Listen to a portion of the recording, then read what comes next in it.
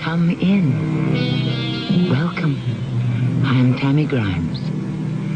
We live by, swear by, and die in a technological world. Yet more and more people find that science does not explain life. With one hand it has blessed us, with the other it has polluted our planet. And so many have turned for their peace of mind to psychic phenomena. Our tale today concerns one man's desperate attempt to make real the world of the occult before it destroys his life forever. Gwen, what's that sign on the floor of the tool shed? It's called the Devil's Mark. It's as old as the Druids. I can see it's old and faded, but what does it mean? When a witch is initiated into the Devil's service, Satan puts that mark upon her as a token of his authority over her. What do you suppose it's doing on the floor of the tool shed? Robbie, that is something I hope never to find out.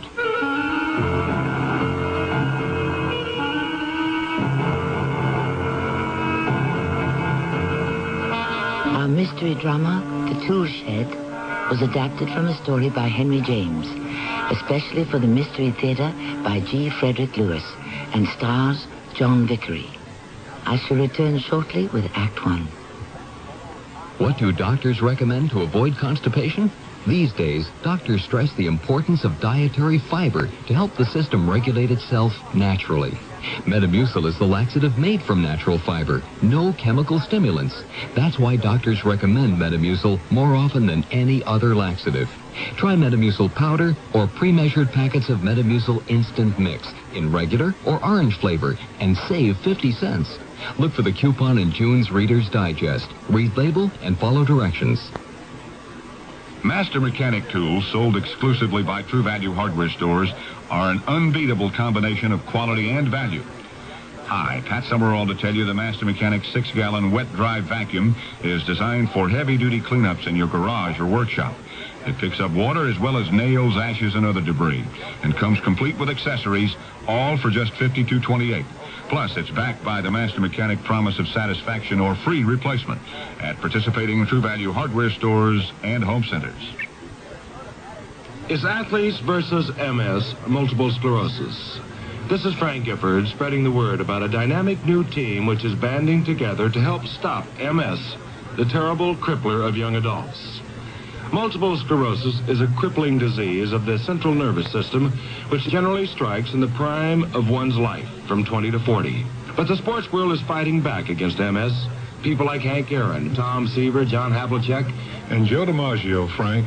That's me. Baseball has always been a big part of my life. It's a game where you learn quickly about the MS, multiple sclerosis. Athletes like Billie Jean King, Hank Aaron, Muhammad Ali, Lee Trevino, and so many others all are spreading the word that MS is their cause and asking everyone to join the fight against MS.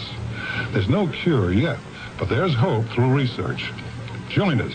Support your local chapter of the National Multiple Sclerosis Society.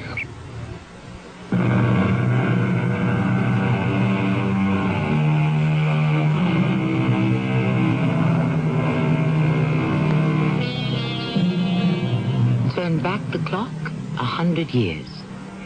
Even then, the secret art of the metaphysical was already centuries old. The leading exponent of that esoteric science is the British author Martin Haseltine, who has just published a book that has raised Victorian hackles, eyebrows, and fears, which is why our curtain rises on the sanctum sanctorum of the London Times, the office of its distinguished editor, T.R. Purcell. Robinson, have you completed your feature story on Epping Forest? Yes, I have, T.R. Queen Victoria gave a nice speech, said that from now on Epping Forest was the preserve of all the English people, a gift from the Crown, etc., etc. Ah, how did the old girl look? Considering she's 71, she's in fine health and great spirits. Said something interesting, that the world should go back to nature, to the natural, that we're too preoccupied with the strange and secret arts. And I think she was talking about Haseltine's mumbo-jumbo. Mumbo jumbo? Yes, all that mumbo-jumbo in that book he wrote that's spreading like wildfire. That's why I called you into my office. I went to school with Hazeltine. Actually, I was just graduating as he was entering, but I know him. I have arranged for you to go down to Dover to get an exclusive interview. The first he has ever given to anyone. That's a fabulous assignment. I've always wanted to meet him. I think he'll take to you, Robinson. Start with his current novel, Gods of Egypt. There's no question it is influencing the growing cult of adherence to black magic in England and through the continent. Black magic exists in America, too, I understand. I hear that certain passages in Hazeltine's book are being used by worshippers of the occult, and more have begun to practice the Black Mass. Is that evil? Check the files, Robinson, for unexplained suicides. That will tell you. Practitioners who have jumped to their death from bell towers, even from the Dover cliffs where Hazeltine lives. There's no explanation. The ones who have survived claim they believed they had wings and would fly. Opium? Possibly. When do I go? Hazeltine expects you down in Dover tomorrow, so catch the earliest train you can. And, Robinson... Yes, T.R.? Disabuse yourself of the notion that all this is mumbo-jumbo, as you call it. It is very real.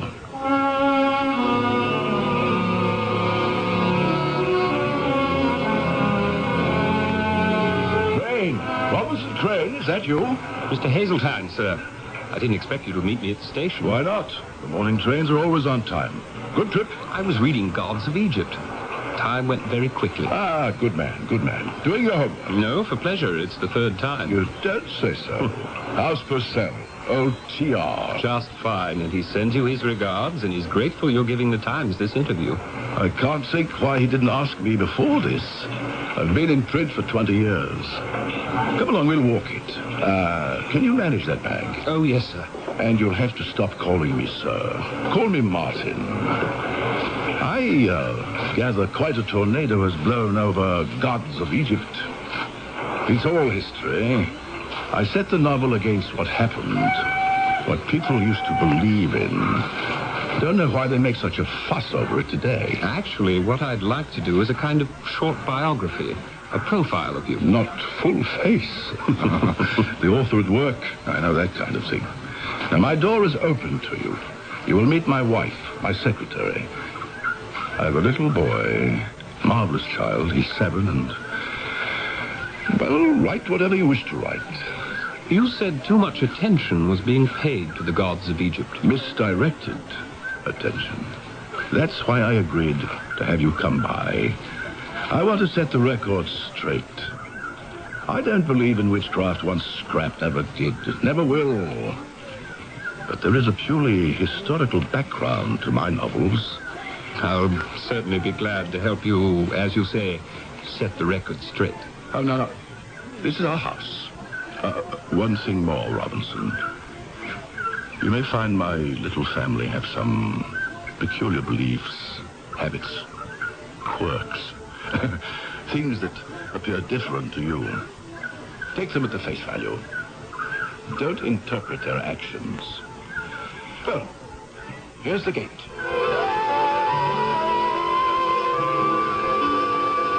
What a view. The channel's very calm today, isn't it? Uncommonly so. Gwendolyn, come and meet a top-notch feature writer from the Times. That beautiful girl walking toward us, believe it or not, is from America. She's my secretary. Very good, too. Helps my wife with the housekeeping, taking care of the little boy. Gwen, I'd like you to meet Robinson Crane. He's going to write about us. How do you do, Miss... You can call her Gwen. Everyone does. Yes. How do you do? You mind if I call you Robbie? Not at all. I suppose you Americans give everyone nicknames. Martin, may I see you alone a minute? No, you may not. You may talk to me here and now. No, but... There are no buts. It's about Dorothy. If you'll excuse us, Robbie. He will not, and I will not. I told this young man he is to write about us as he sees us, warts and all. No secrets, Nothing held back. Dorothy is my wife, and Gwen here acts as a kind of mother hen. Dorothy is a very nervous person. Your boy, Hermes, has run off somewhere and Dorothy can't find him. Come along, Robinson. I'll introduce you to Mrs. Hazeltine, and we'll have a go at finding Hermes. Gwen, my dear, lead the way.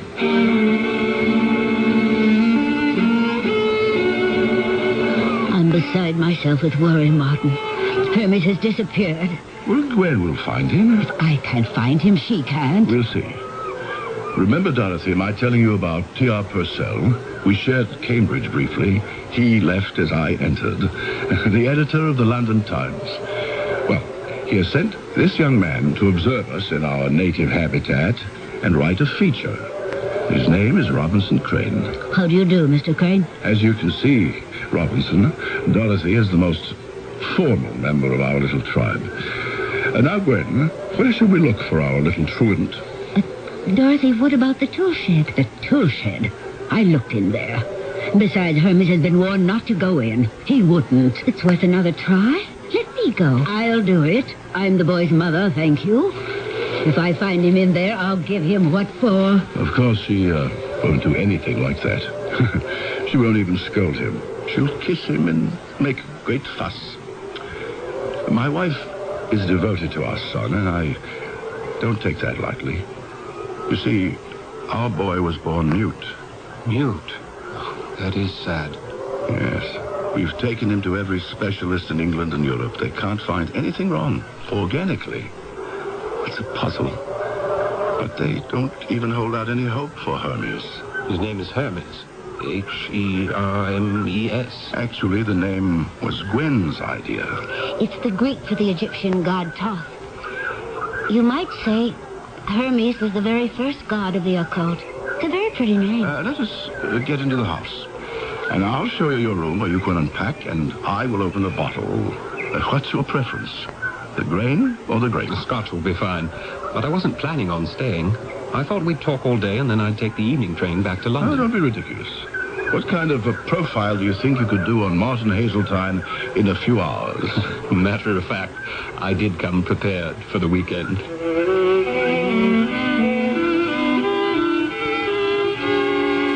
Come in and join us, Dorothy. Bring your little friend. Gwen, Robinson and I are enjoying a taste of the Highland pot still. So you found the little runaway, did you? Gwen, be a good girl. Pour Dorothy a tumblerful. No, thank you. Nothing at all. Oh, Hermes, darling, sit still on Mummy's lap. You're right. He's a handsome little boy. We think so.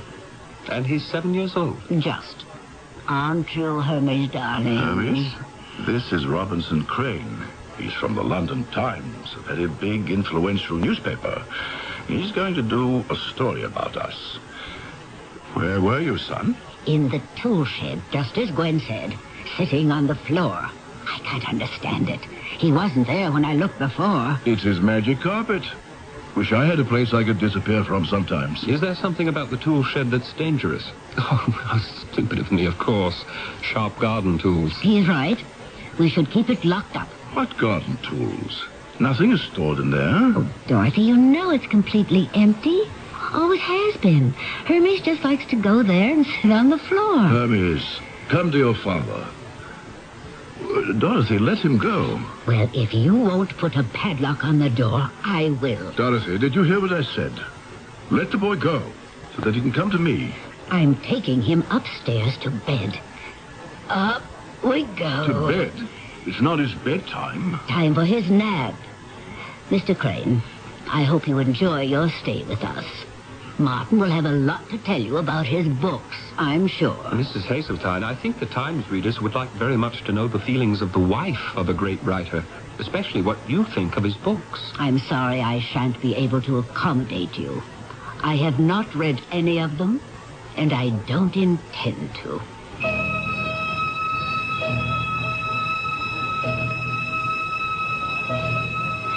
Well, Robbie, what do you think?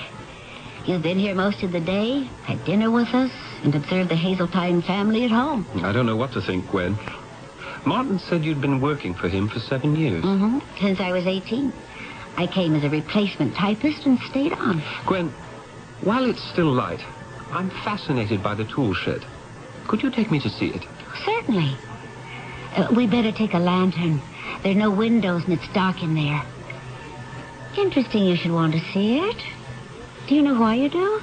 Curiosity, I guess. It's as though something inside me tells me this story on modern Hazeltine begins in the tool shed. Don't ask me why. I couldn't tell you. I'll get the lantern and we'll go see for ourselves.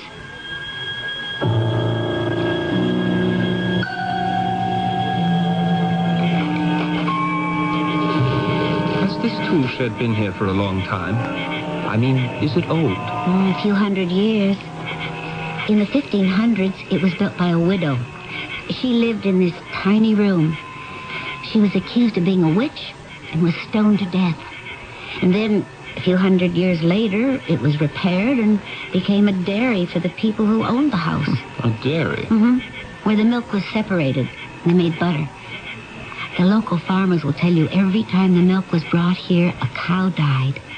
And finally, the family who lived here gave up and, well, it became a tool shed. Smells musty in here. I shouldn't wonder. No, not musty. More like incense. Something was burned here. Who knows? There are those in the village who won't visit Martin because of this little building. We're still associated with cows dying. Well, you know how country people are. They say the vicar should come and exorcise the devil here. It's haunted. Cast the spell. Does Mrs. Hazeltine believe that? I don't know what she believes. Gwen, would you shine your lantern on the floor over there? I thought I saw... Gwen, what's that? That design on the floor. Oh, it has some Kabbalistic meaning, but there's not a book I can find written about it.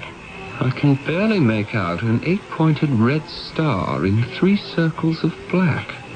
Quite faded. It must have been here a long time. And you haven't any idea what that sign represents. Oh, I didn't say that. I said there's no book on it. I do know it's as old as the Druids. It's called the Devil's Mark. Never heard of it. The Devil's Mark was acquired by a witch at her initiation into the Devil's service. It's the mark that Satan places on a witch as a token of his authority over her. And what do you suppose it's doing in this tool shed?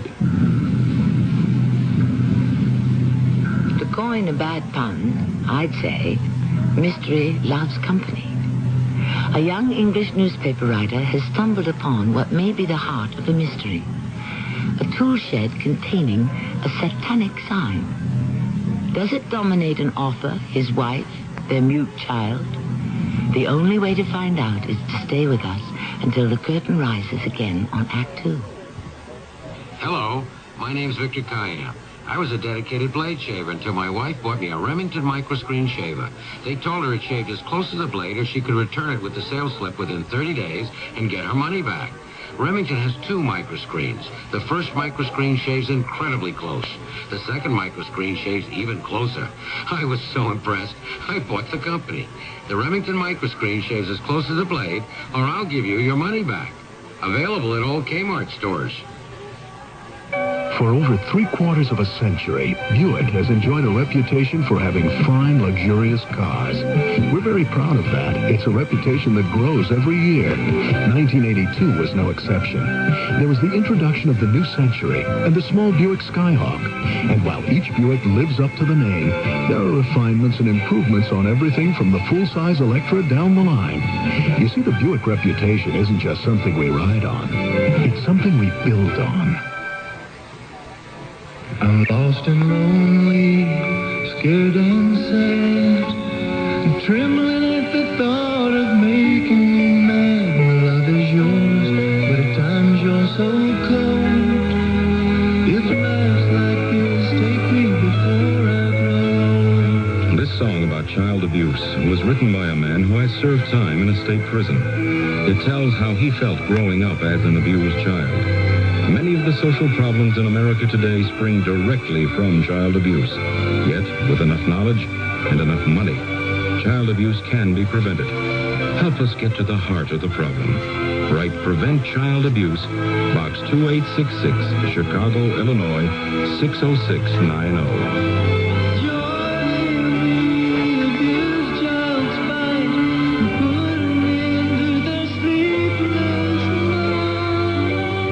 A message of the Ad Council and the National Committee for Prevention of Child Abuse.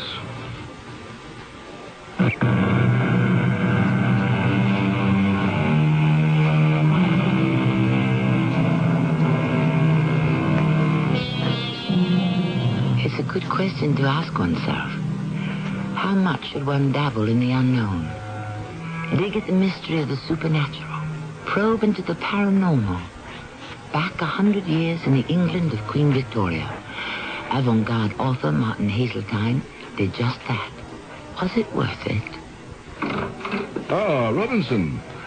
Mind if I poke my head into your room? Not at all, Martin. I'm glad you're still up. Would you like to come to my study and have a start at the formal interview? I certainly would. Not too late for you. I'm used to late nights. By the way, I hope you don't mind. After dinner, I asked Gwen to show me the tool shed. I hope you won't regard it as snooping. I promised TR you would have a free rein. So she probably showed you that primitive drawing on the floor. The devil's mark. Gwen is quite a bright girl, but about that, she is mistaken. Let us go to my study.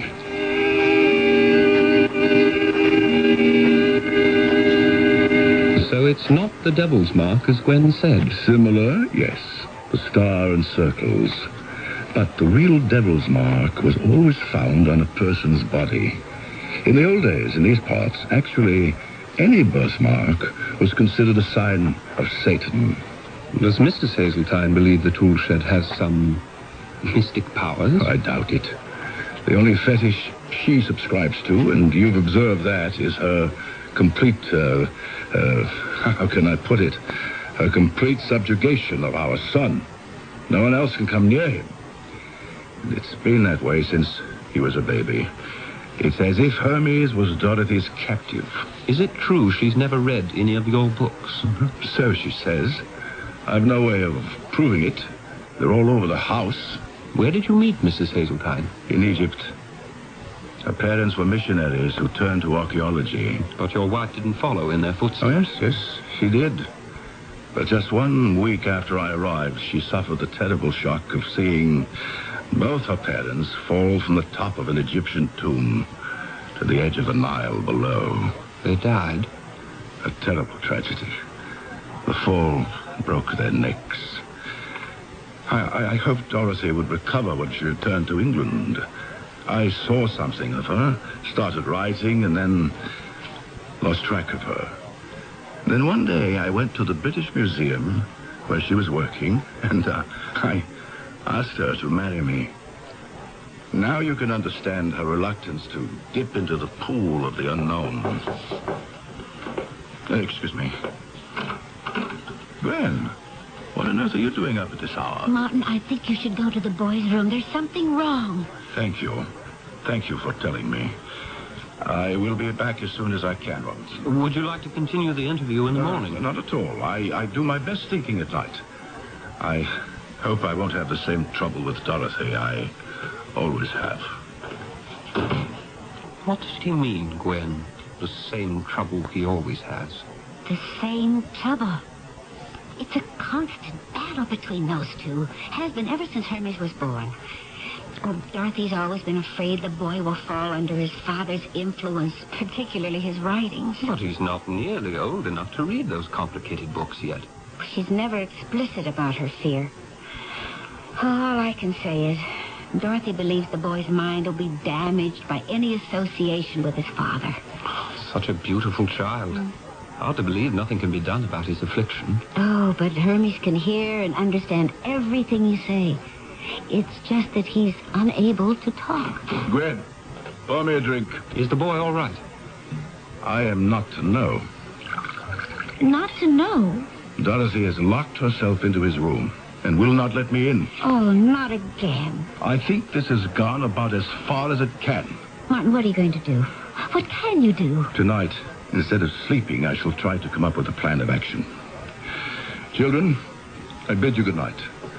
Before I forget, Robinson, here is the first chapter of the new book. I thought of calling it Demons of the Mind. I'd like you to look at it. Now, my chickens, off you go to roost. Martin Hazeltine needs to be alone, and action is what is called for. Good night, good night. And close the door after you, will you? Good night. Oh, he's being bitter, resentful, sardonic. He's deeply unhappy about all this. He loves Hermes. He adores the child. Why does his wife do that? Do you know that she's never asked for one page he's written? Yes, she mentioned it. It's hard to understand. I hope your visit will help. Me? Being here? Well, for one thing, Robbie, you are the very first person he's ever let see any work in progress. There's a sympathy between you, I can tell. He certainly has my sympathy. I'm honored to read this. Perhaps it's not too much to hope that Dorothy will also come to like you. Maybe you can be the catalyst that brings the two of them together.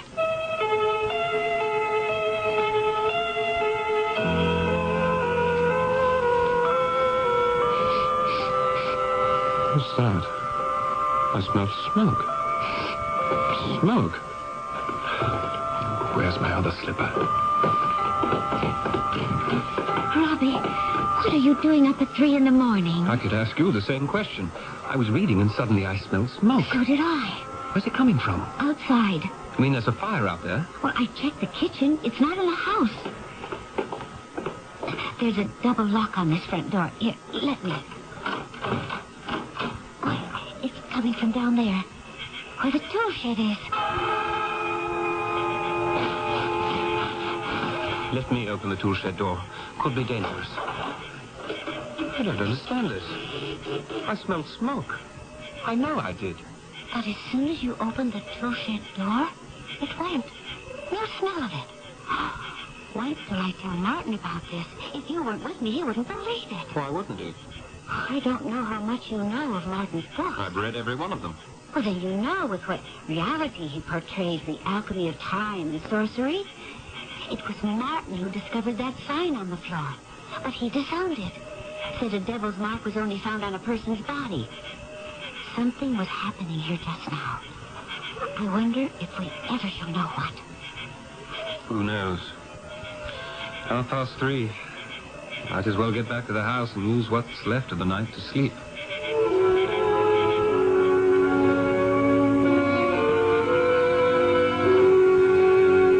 Good morning, Mr. Crane. You're up earlier than I am. I'm always the first to come down to breakfast. Good morning, Mrs. Hazeltine. I just made myself some tea. Did you sleep well? Oh, yes. Right through the night. Like a top. What is that you're reading? Mr. Hazeltine gave me the great privilege of the first chapter of Demons of the Mind, his new book. It's the most beautifully written introduction to life after death I've ever read. He introduces his characters from two worlds. He believes there's another world existing at the same time as ours, and we don't die. It's to that world that we depart. The same with birth. Mr. Crane, I want you to stop. I don't wish to hear, I don't wish to know. You told me that yesterday, and I told you I'd like to ask whether the wife of a great author accepts or rejects his work, and why. I can tell you categorically, this wife does not accept. But you've never read one word he's written. Never. Nor shall I. What is it you're afraid of? Penetrating question. My parents were greatly interested in the occult of Egypt. They died strangely, unaccountably, fell to their death as if they were pushed by an invisible hand. And since that time, yes, I have feared the unknown.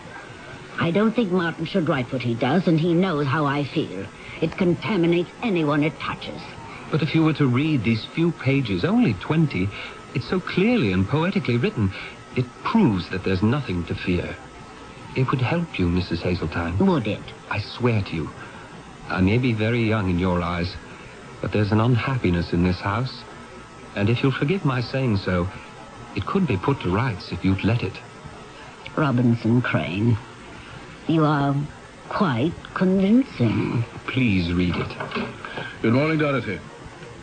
How is the boy? Not very well. What does that mean? How unwell? Does he have a fever? He seemed a little flushed and warm when I was in there. Dorothy, how long are you going to continue this drama? Locking yourself in his room, locking the door when you leave. I couldn't get in there just now. Now, why are you making a prisoner of him? I'm going out now to fetch Dr. Cook. We don't need him. I am perfectly competent to take care of my own son. I'm sorry you think so. I'm sorry about a lot of other things, too. We're going to talk about them when I come back with the doctor. Yes? Who is it? Gwen, it's me, Robinson Crane. I'm sorry to disturb you. Oh, what is it, Robbie? I was just coming down for a late breakfast. Our trip to the tool shed last night must have made me oversleep. It's been a morning of terrible scenes downstairs, and I don't know what to do. Hermes isn't well, feverish. Martin went for a doctor. The doctor wasn't there. He left word for him and came storming back. Now he's in his study. I tried to go in to talk to him about an hour ago. He called out to leave him alone. The child is worse? Oh, Robbie, look at you. Where have you been? Your feet are covered in mud. Oh, Dorothy isn't going to like that one bit. I know it wasn't my place, but I became alarmed. After Martin went to his study, I went out thinking I'd get to the nearest house. Perhaps they'd know of a doctor. I walked round and round. I was lucky to get back here at all. I was lost. Oh, Robbie, the nearest building is the railroad station. Today being Sunday, it's closed down. Whatever made you suddenly go chasing for a neighbor? After Martin wouldn't talk to me, I listened at the door of the boy's room. I could hear Mrs. Hazeltine speaking to him in a kind of strange sing-song voice. It was all very peculiar. I tried the doorknob. It was locked. Then something came over me. One of your premonitions. I knew I had to talk to you, so I came straight down to your door. With your muddy feet. Oh, don't panic, Robbie. There have been these set twos before, where Dorothy wouldn't let anyone come near the boy and nursed him herself. He's not a well child. I'll go see. She'll let me in. If there's something really wrong, you'll come right out and tell me, won't you? Dorothy? Dorothy, it's Gwen. How was Hermes this morning? Dorothy, are you in there? Oh, it's open. It's not locked. Dorothy? She's not in there. Oh, the room's empty. Oh, she's taken Hermes into her room. She sleeps in a separate room from Martin, 2 doors down the hall. Dorothy? Dorothy, are you in here? There's no one in this room either. She's gone. Oh, she's gone with the boy. Could they be somewhere else in the house? There is nowhere else. If you came in downstairs, you would have seen them. She's taken Hermes with her. She's never done that before. On the wind-swept-over coast stands a house, inside of which lives a novelist, his wife, their 7-year-old son, and a young secretary. There is no other house for miles. This house, with its vacant tool shed, adorned with cabalistic signs, is like a world unto itself, alone. What is the key to the mysterious actions of those we have met? I am not revealing too much when I tell you it lies in a boy who cannot speak. Perhaps a reincarnation of the god after whom he was named. I shall return shortly with Act 3. Weekdays on CBS television. Wake up to comedy with One Day at a Time. You really think you're hot stuff, don't you, Schneider? Ladies in this building don't call me super for nothing. Then, keep laughing as Mel lays down the law on Alice. There is only one rule in the restaurant business, Vera. Get them to swallow it. And The Price is Right with the priceless Bob Barker. That's One Day at a Time. Alice and The Price is Right. Weekdays on CBS television. Check your local listings for the time. Sid Hermel, Topol user. You are a, pipe smoker, fairly heavy. Does it affect your teeth? You always get this tar, this stain, this discoloration. He used Topol Smoker's tooth polish. It certainly removed the accumulation of these stains and tars. Topol Smoker's tooth polish with 3 ingredients to clean and polish helps remove ugly tobacco stains. Gentle enough for everyday use. My wife said, look at your beautiful teeth now. You're kissable. Topol, fluoride in red or mint flavor in the blue package. Use only as directed. Hello, this is Max Moran. Do you have a sight problem that prevents you from reading? I've got good news for you about Choice Magazine Listening, a free service. Every other month, Choice Magazine Listening will send you, free, on phonograph records, 8 hours of selections from leading magazines featuring writers like William Styron, Joyce Carol Oates, John McPhee, Kurt Vonnegut, Art Buchwald, many others. So if you are blind or unable to read regular print, or if you know someone with this problem, write to Listening, Box 10, Port Washington, New York, 11050. We'll also tell you how to get the special record player provided free by the Library of Congress as part of its Talking Book program. So, write Listening, Box 10, Port Washington, New York, 11050, or telephone 516-883-8280. That's 516-883-8280. A public service message on behalf of the nonprofit Lucerna Fund.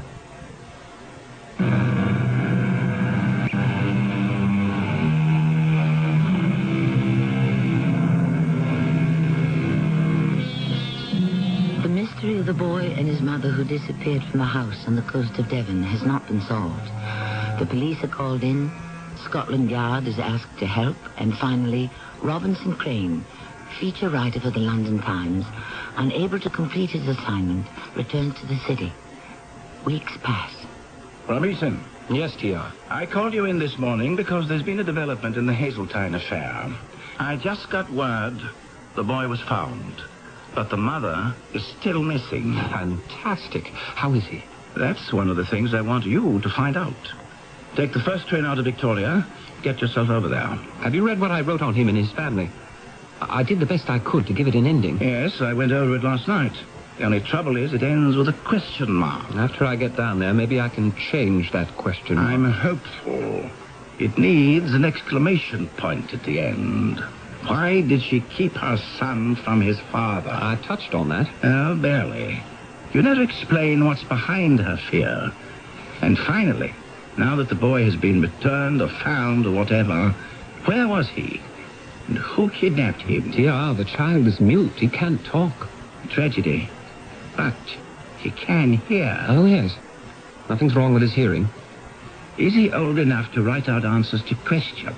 I don't know. Maybe. Simple answers. I only saw him once. You will be seeing him again in a matter of hours. I wish you well. It's a strange house filled with strange people in a very superstitious part of England. Just wish me safety. Robbie,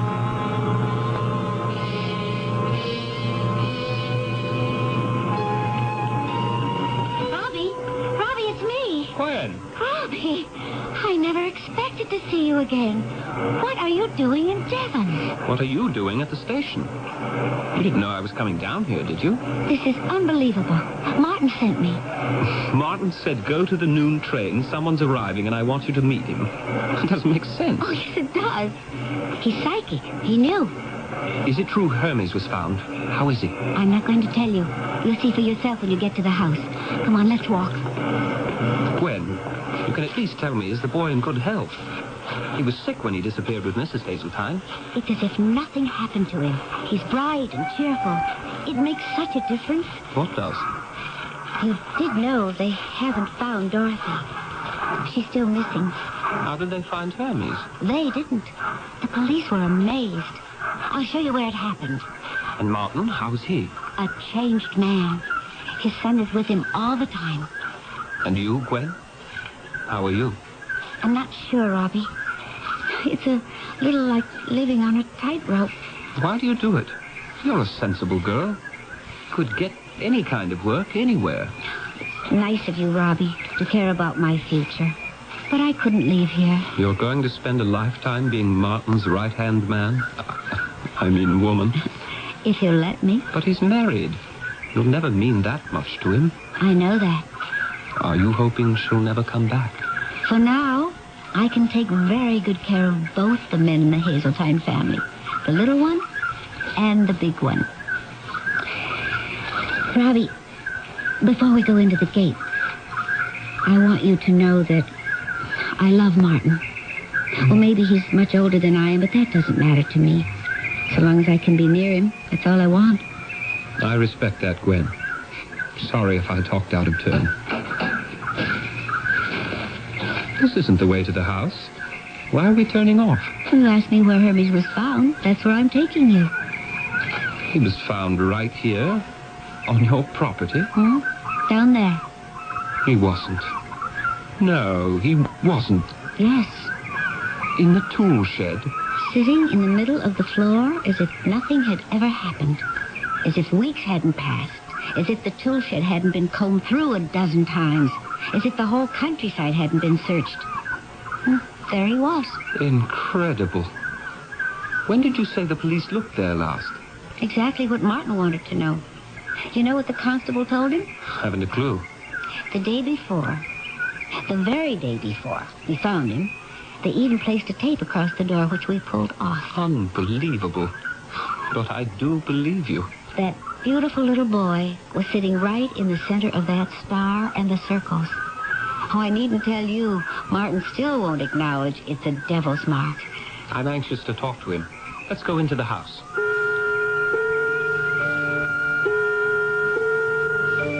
Yes, Robinson. I am a changed man. That is, to some degree. I still worry about Dorothy. Did she leave of her own accord? Did someone take them both? Can't you get an answer from Hermes in some way? It's hopeless. He actually knows nothing. It's as if that little boy's mind went blank for all those weeks he was missing. By the way, where is Hermes? I was hoping he'd be right here in your study, sitting on your lap, Martin. That's where he generally is, on the lap of his papa. I put him to bed for his new nap. But I think he'd like to wake up and greet his Uncle Robinson. I told Uncle Robinson where we found him. In the tool shed, as if by miracle. You're right. It was definitely a miracle. That must be the workman. I'll go. If Robbie's staying and hasn't eaten, will you do something about that, Gwen? Yes, I will. Go along. I have eaten, and as for staying, I plan to until I can wind up this story. I know that between the two of you, there are a dozen things left unsaid. Oh, don't fret, Robbie. You know enough about the great Hazeltine to write 3 stories. But not what my editor wants to know. By the way, that manuscript chapter you read of Demons of the Mind, he tore it up and started all over again. It's much less fearful and more hopeful. Do you mean he now feels that one can make contact with that other world? Yes. And all those people in the darker ages of man who were persecuted for being sorcerers and witches actually did step into our world from another. Gwen, is that the secret? Are you saying that that's where Dorothy and Hermes disappeared to? They stepped into another world? It would explain a lot, wouldn't it? Why the boy's mind is a total blank. Does Martin believe it? That's what he's been comforting himself with all these weeks.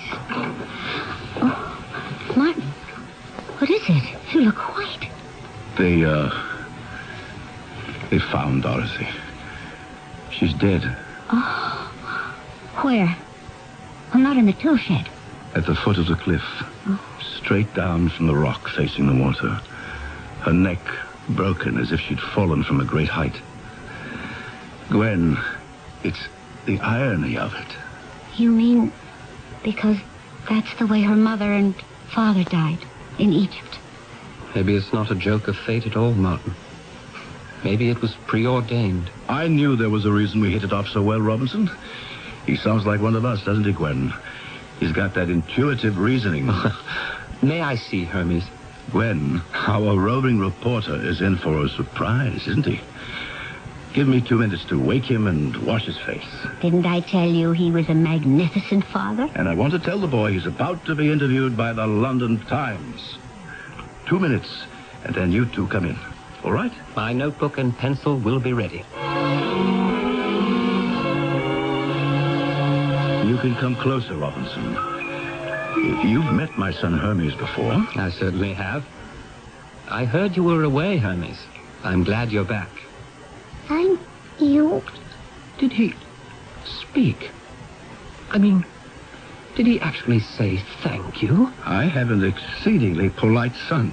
Oh, yes. Hermes can speak, and speak he does very well. Don't you, my angel? Oh, no. Wayne, he knows my name. This is fantastic. Papa. Papa. Yes, my boy. Papa is here. He will always be here. Martin and I were the ones who found him. Suddenly we were sitting here, and we had this feeling, right here in this room. It came over us so strongly. And without saying a word, we found our... That's what he said. His first words. Of course, he'd been hearing them for years, but he never said them. Have you told any doctors about this miraculous... Not yet. Gwen and I have been too busy enjoying his new ability to speak. Now I shall dress our little friend, and we shall meet you outside in, say, 10 minutes. And the four of us will take a walk. Hermes, it was a great pleasure for me to see you so well. I'm going to have to go back to London now, but I look forward to my next visit.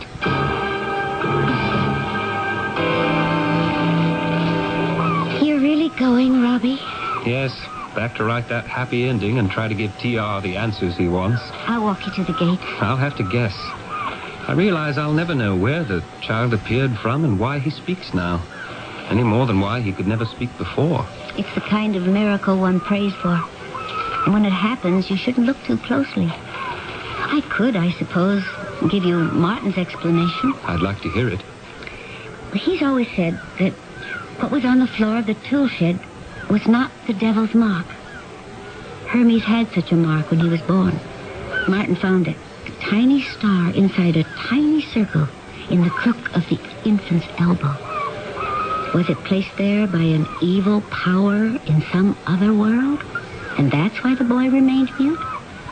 Possibly. Who can be sure?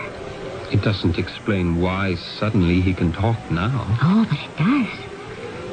You see, the mark on Hermes is gone now. It's disappeared. This is Tammy Grimes inviting you to return to our Mystery Theater for another adventure in the macabre. Until next time, pleasant dreams.